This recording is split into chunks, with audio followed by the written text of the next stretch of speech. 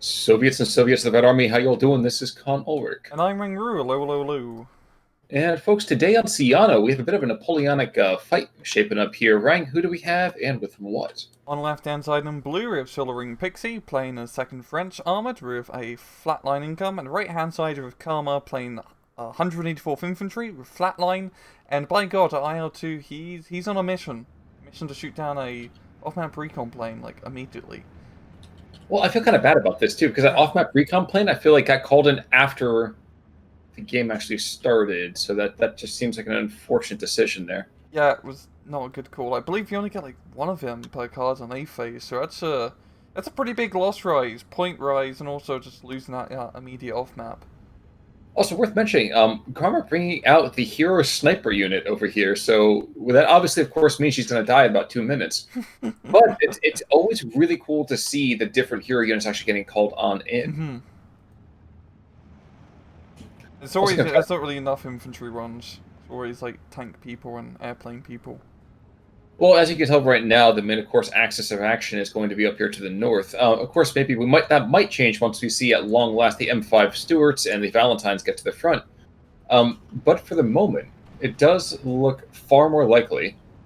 Yeah, this is going to be a major axis of advance here, and these M8s are getting shredded.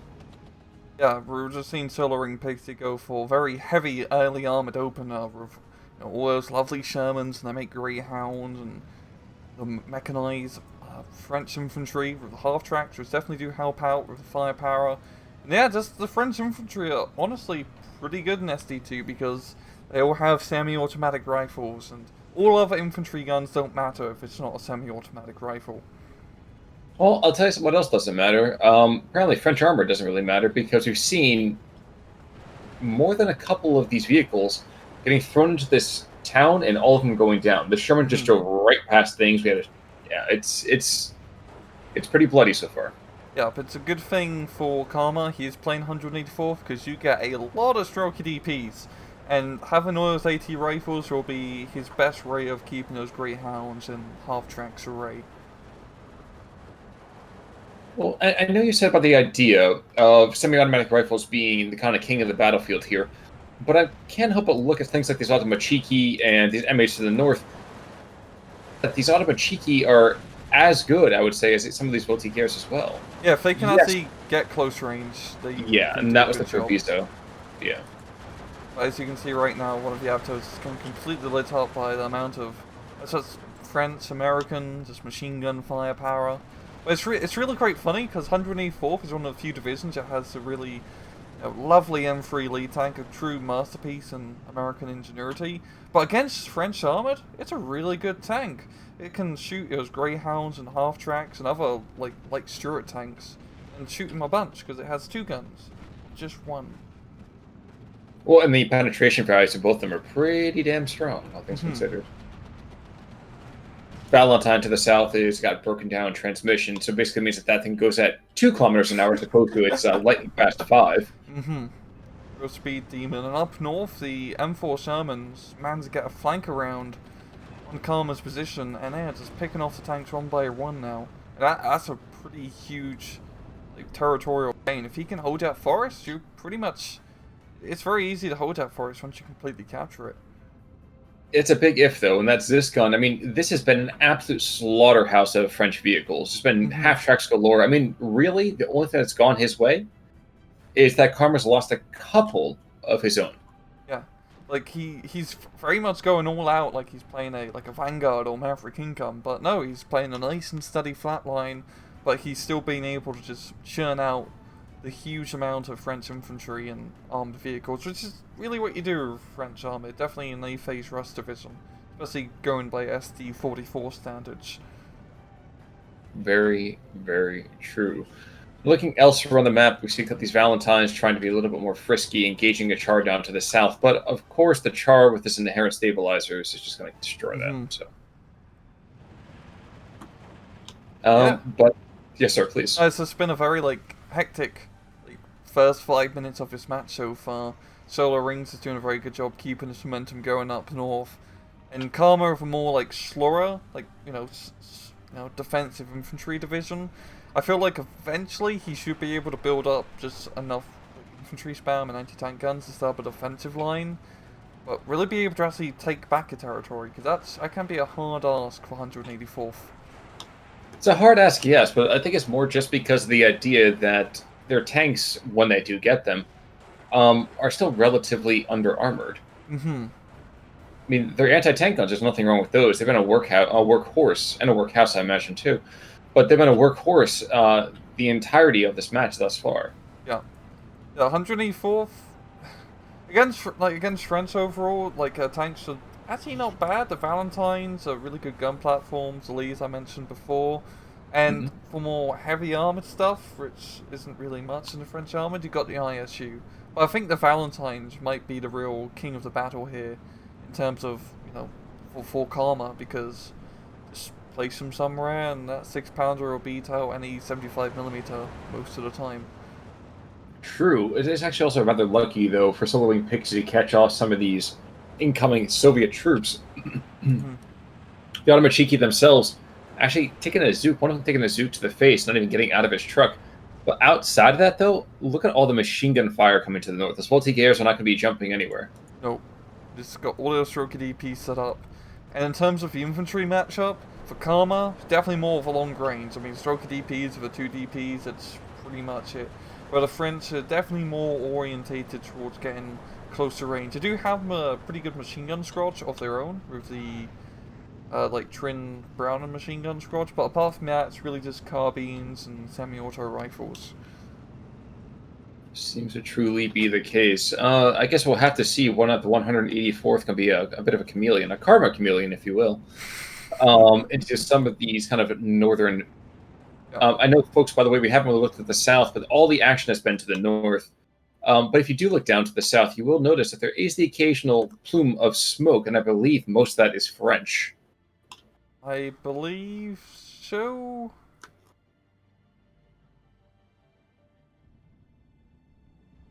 And with the Bofors being sent to the north, the IL-2 is out to play in the south. Mm-hmm.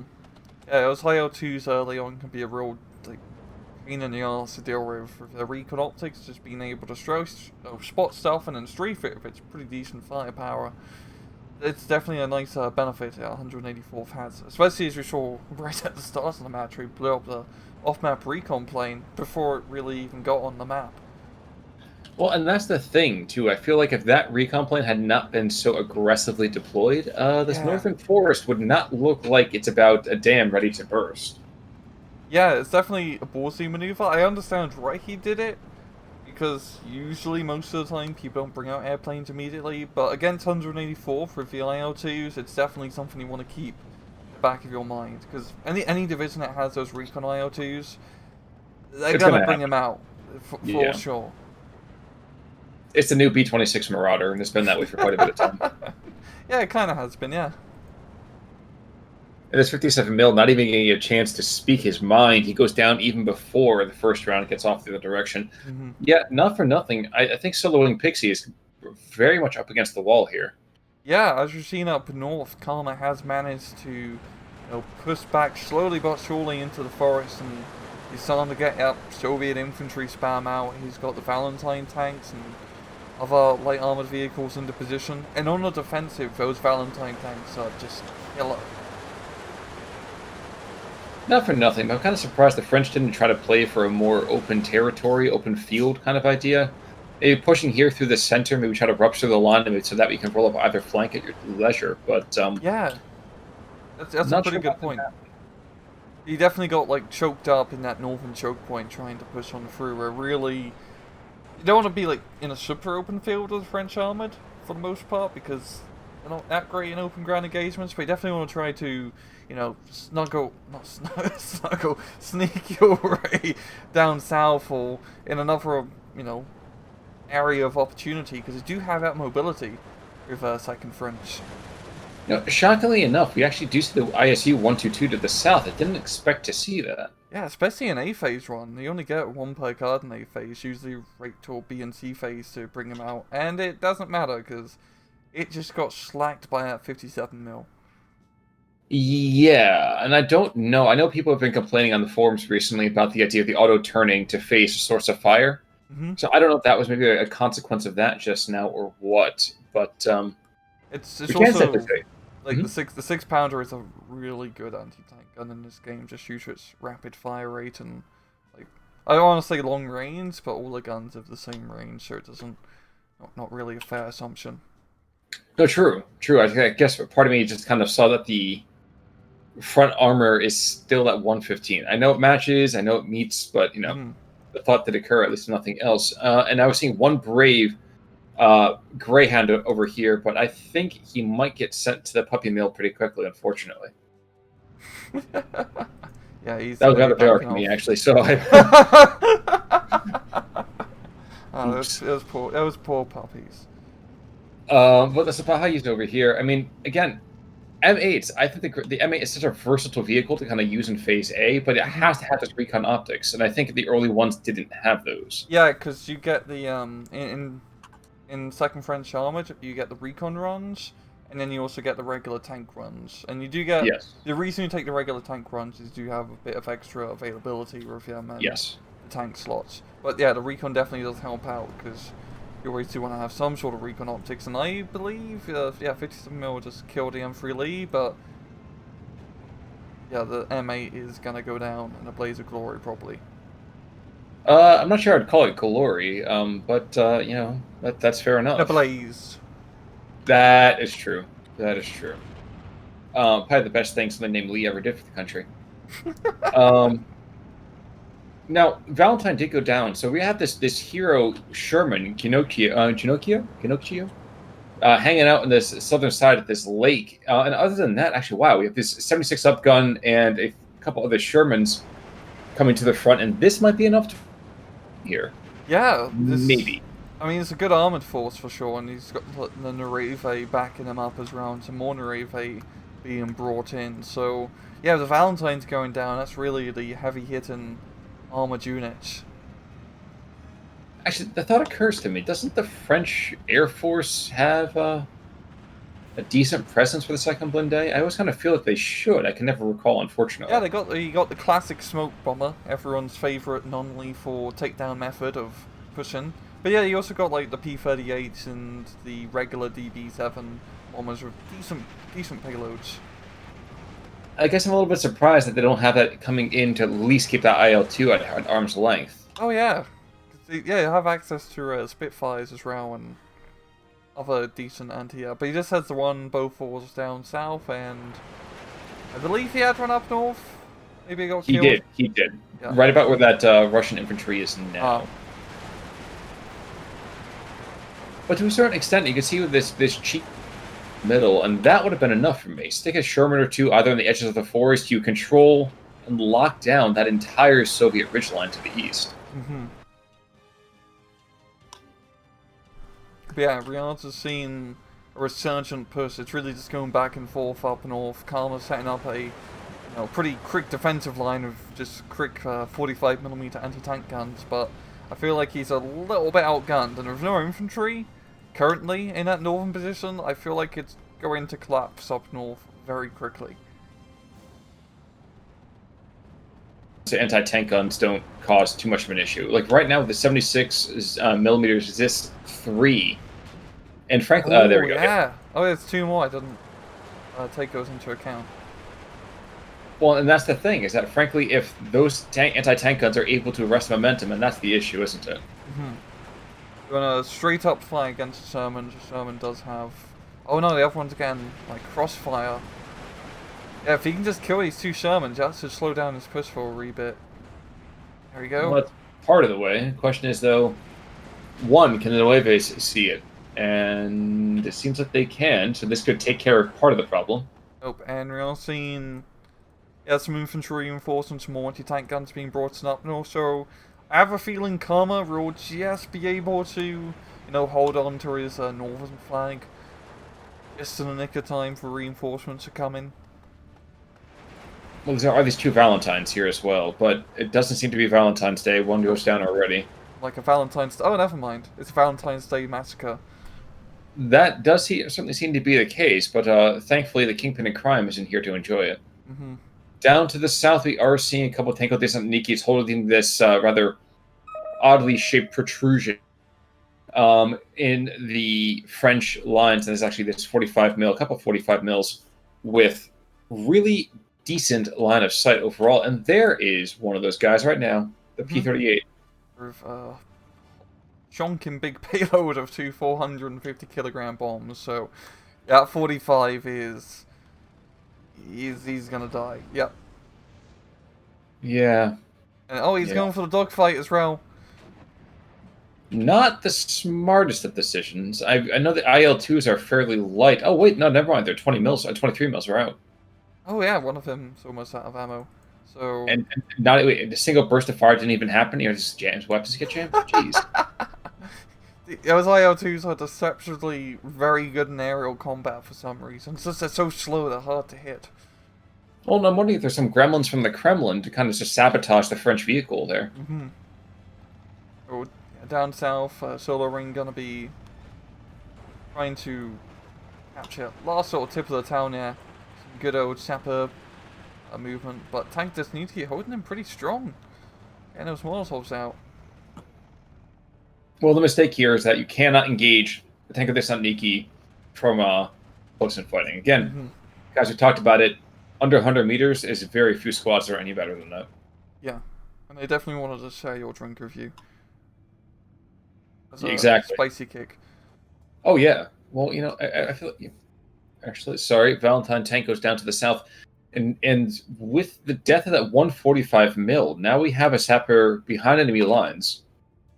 And even if the Sherman to the northwest goes down, I think they're going to make a mistake here, and I think the sapper is going to be in perfect position to take out this Stuart when he comes around the tree line. Be a really perfect hit, yeah, of the bazooka. But I do like his southern play being, like, which is happening right now. You usually don't see this. Or you don't see enough of people trying to fight over the town, and it's the area of the map. People usually get very focused up north. But usually, I mean, it's intimidating because there's a huge bloody ridgeline. It's a great defensive position. But, you know, good use of your own fire support and smoke and, you know, just some quick maneuvering, you can get to the other side of the ridge. Certainly seems to be the case. Though we are looking actually right now. So the Tango de San Niki have no more Molotovs. So close in fighting, while still being devastating for the French, I'm sure, may not be quite as terrifying. Meanwhile, up to the north, oh my god, there's one squad in Nueves who's just getting shellacked by, I think... 6 or 7 light machine guns, rifle fired, tank shells. I mean, it's rough. This would be caused in Nueve because they're getting shot at by 9 machine guns. Well, with fire like that, they won't be Nueve too very long. Yeah, this has been very fluid back and forth. Like we just saw, you know, a few minutes ago, pretty strong push going from Solo Ring Pixy here, but now Karma mans a sun up at, you know, strong Soviet defensive line. Now he's going to be fighting to take the offensive once again with those Avtomachikis and Shurk DPs and light armor. You know, I keep waiting for this sapper to actually try to find the Steward. If he can sell his life for the Steward, that'd be worthwhile. He's slowly doing something. It ain't going to be going for that Steward, though. And I think so. Stroke DP trying to pay him a visit. Well, you know, as they say, c'est la guerre.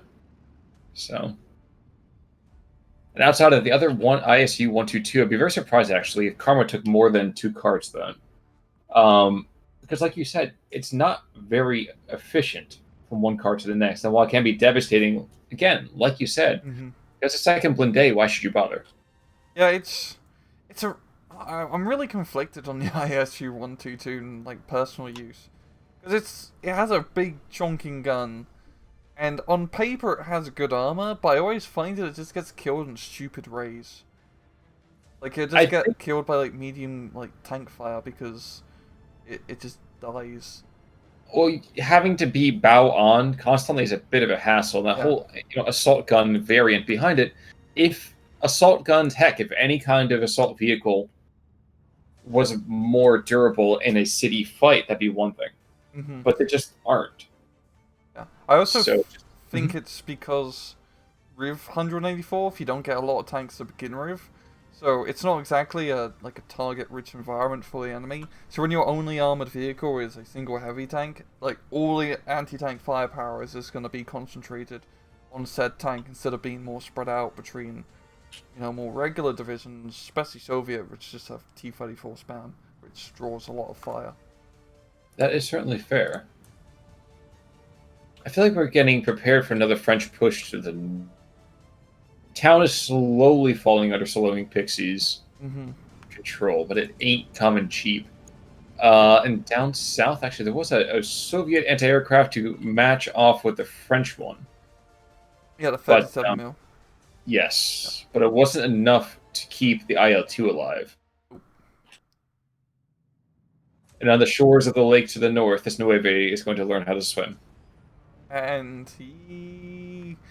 he's dead. Oh, he's very much dead. He's super dead. But don't worry, he shall be avenged by Grabthar's hammer. Oh, the off map? No, P-38. Oh yeah, it's a faction. Yeah. And God damn it, P-38, you had one job. You had to avenge him, but guess not today. You forgot to demote our chant of strength. Man, I missed that movie. It's a good movie. Not to carbon tape myself too much. Like, a wee nipper. Teenage years, man. Oh, such good stuff. Alan Rickman, we miss you. But 20 minutes in, I mean, it's 13:11. Even though the tickets are very, very different, shockingly enough, I almost am surprised by how far apart these two sides are in terms of just raw tickets. It's just been so back and forth, just not at the most appropriate spaces, I suppose. Yeah, at the time, Solar Ring had a 15-9 advantage over Karma during one of the initial northern pushes, but with second French armored, I mean, both of them have the same income, but second French usually does not have the availability card-wise to keep up in a longer style game like this. Well, 184th can go on for 1 hour and a half, and they still have infantry ready to go. And just looking at the map, numbers rise, it's looking pretty red compared to blue. Yep. It does certainly seem that way. Now, there is this DB-73 who's just looking for a line in to start pounding some of the Soviet infantry. And frankly, he needs to do something soon. There we go. Bombs are coming out. And this actually might be enough to arrest the Crimson Tide for the moment. Or not, but, baby steps. He tried. Yeah. They failed. Oh, heavily. Mm-hmm. And ISU one continues to take a couple of targets here, a couple of targets there. Now, off-map being called into the north as well, 280 mil. Definitely going to allow the Soviets to break out of this town. And I think, yep, they're bringing up Automachikis. They're just waiting for the Automachiki, for the barrage to start so the Automachikis can storm on in. Mm-hmm. It doesn't really have, it only has 2 infantry squads, yeah. Which I guess is enough in that situation. Even if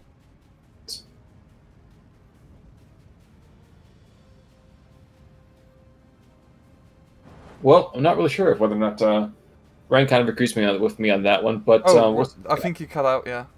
Oh, okay. Well, in that case, then, folks, I remember about the French or the Soviets having just a couple of squads of infantry. I thought you were talking about the French, but the Soviets, 3 squads? Not the worst idea. Oh, that's a good point.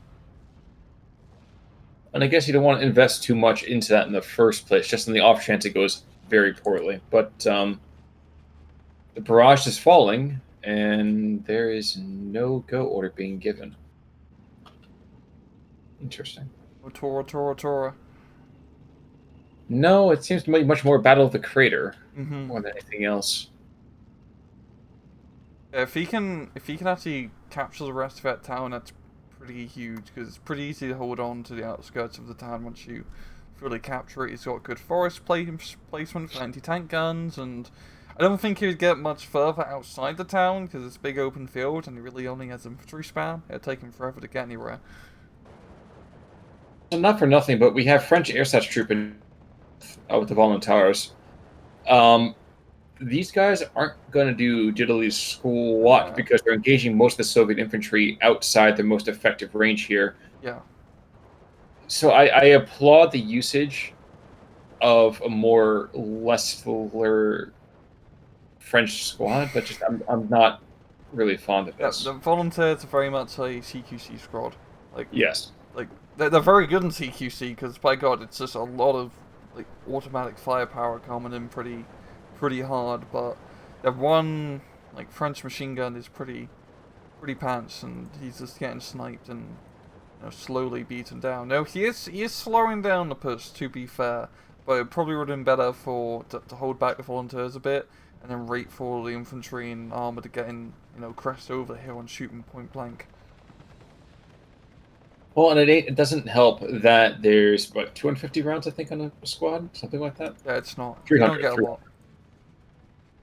So once you reveal your position, you are pretty boned. Mm-hmm. It definitely needs some tanks or anti-tank down south to try and, deal with that Stuart. That lone menacing Stuart. We got off-map up north from Solo Ring himself, and off-map Sherman.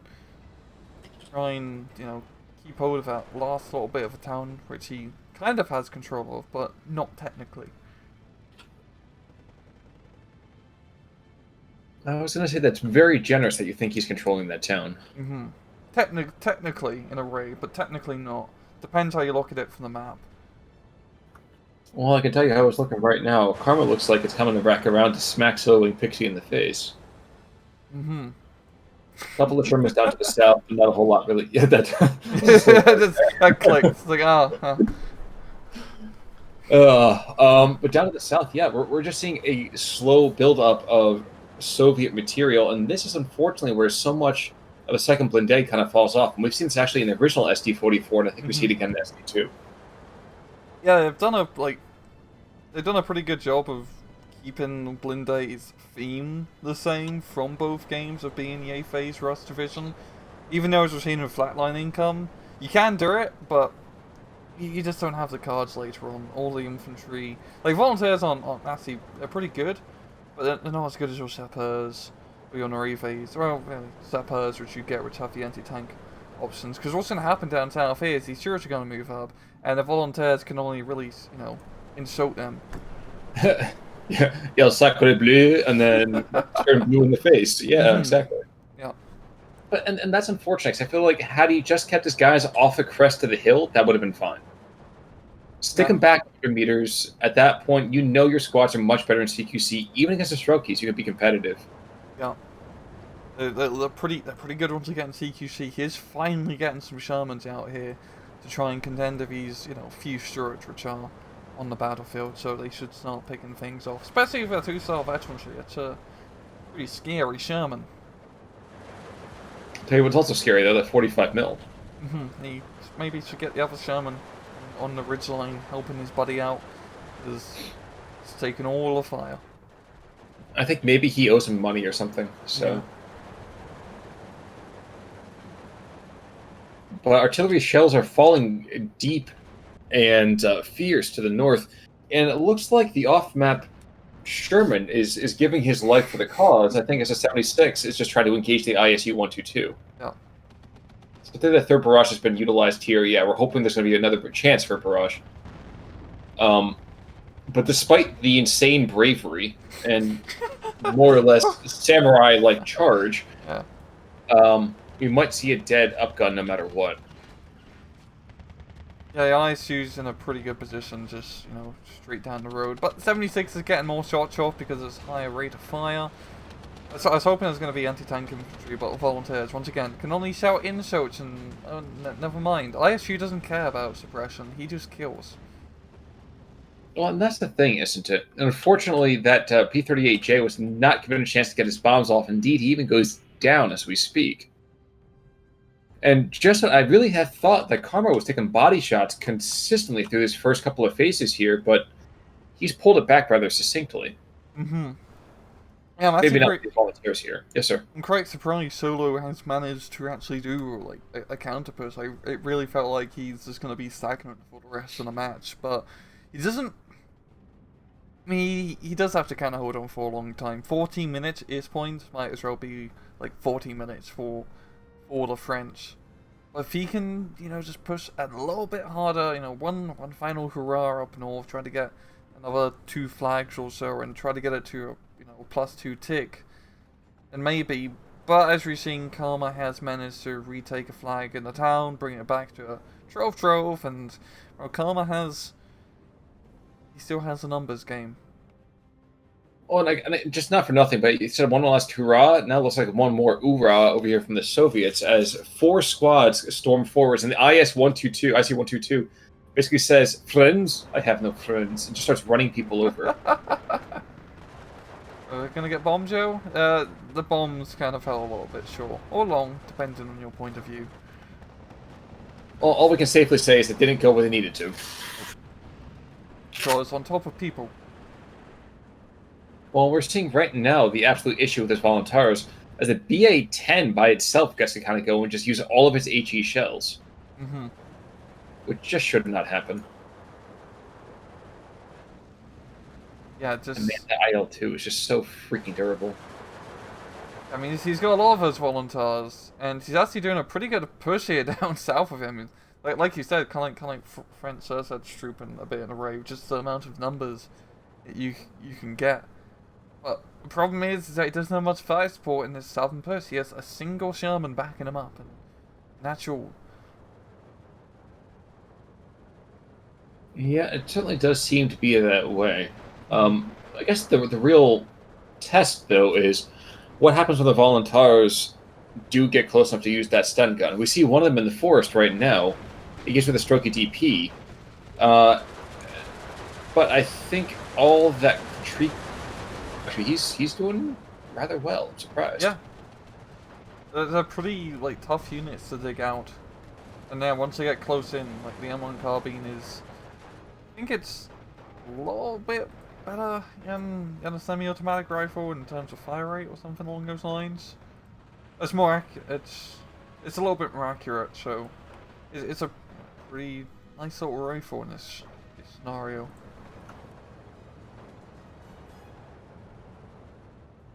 What we're seeing right now, some of the Soviet infantry down to the south is slowly getting freaked out, and you're right, though, that Sherman is the only source of firepower here, and I wonder if Solo Wing Pixy is slowly running out of that. I probably have a feeling he is. He has taken more of the higher veterancy Shermans now, which definitely hurts your availability. And once again, you don't really get... You get a decent amount of tanks in second French, enough to really get you through your A phase and B phase strong, but once you're out of that phase, you're really just running pretty dry on the armor. That's true, but French patriotism and Elan is certainly causing its share of troubles.